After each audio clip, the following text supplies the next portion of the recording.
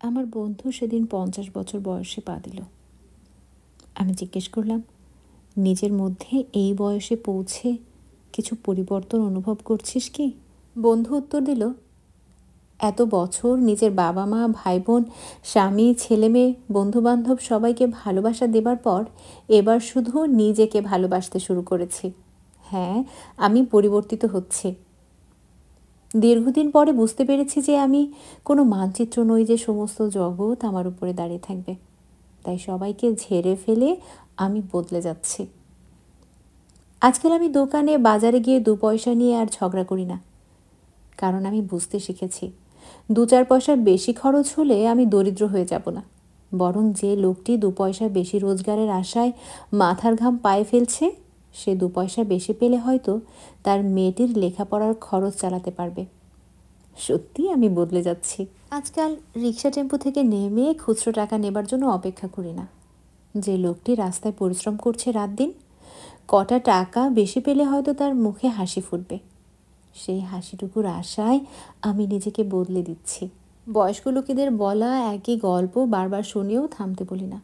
বুঝতে শিখেছি, এই গল্পগুলোর মধ্যে তাদের অতীত স্মৃতি জড়িয়ে রয়েছে, যা তাদের নিস্তরঙ্গ জীবনে কিছুটা আনন্দ বয়ে আনে। তাই আমি আর সে আগের মতো তাদের কথা শুনে বিরক্ত হই না। লোকের ভুল ত্রুটি দেখে তাকে শুধরে দেবার জন্য আগের মতো প্রাণপণ লড়াই শুরু করি না। কারণ আমি বুঝতে শিখে গেছি, সারা পৃথিবীর লোকেদের শোধরানোর দায় আমার না, বরং আমার মনের শান্তি আমার কাছে অনেক বেশি দামি। হ্যাঁ, আমি বদলে গেছি। এখন আমি বিনা কারণে এই মানুষকে অভিনন্দন জানাই, তাদের প্রশংসা করি। এতে তারা যে আনন্দ পায়, তাদের সেই আনন্দ দিতে পেরে আমি নিজেও আনন্দিত হই। আমাকে কেউ অবজ্ঞা করলে আমি আর আগের মতো অপমানিত হই না, বরং দূরে সরে যাই তাদের থেকে। আমি বুঝি, তারা হয়তো আমার মূল্য বুঝতে না পেরে আমায় হেলা করছে, কিন্তু আমি তো জানি আমার কাছে আমি অমূল্য।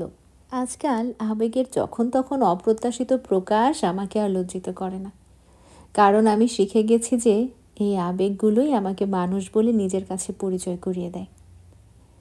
এখন আর নিজের ইগোকে আঁকড়ে ধরি না। বুঝে গেছি, ইগো মানুষকে একাকিত্বের দিকে ঠেলে দেয়, বরং এটি ছেড়ে দিলে সম্পর্কগুলো সুন্দর হয়ে ওঠে। প্রতিটি দিনকে নিজের জীবনের শেষ দিন মনে করে বাঁচি। তাই দিনের প্রতিটি মুহূর্তকে মূল্যবান মনে করে জীবনকে উপভোগ করতে শিখে গেছি। আমি অন্তর দিয়ে অনুভব করছি, নিজেকে আনন্দ দেবার জন্য অন্যের উপর নির্ভর করতে নেই। আমার আনন্দের জন্য কেউ দায়ী নয়। আমি নিজেই সম্পূর্ণভাবে আমার সুখ, আমার আনন্দের জন্য দায়ী। হ্যাঁ, আমি বদলে যাচ্ছি। এই বয়সে পৌঁছে আমি জীবনের প্রকৃত অর্থ বুঝতে শিখেছি। তাই আমার ভেতরেও পরিবর্তন হয়ে চলছে।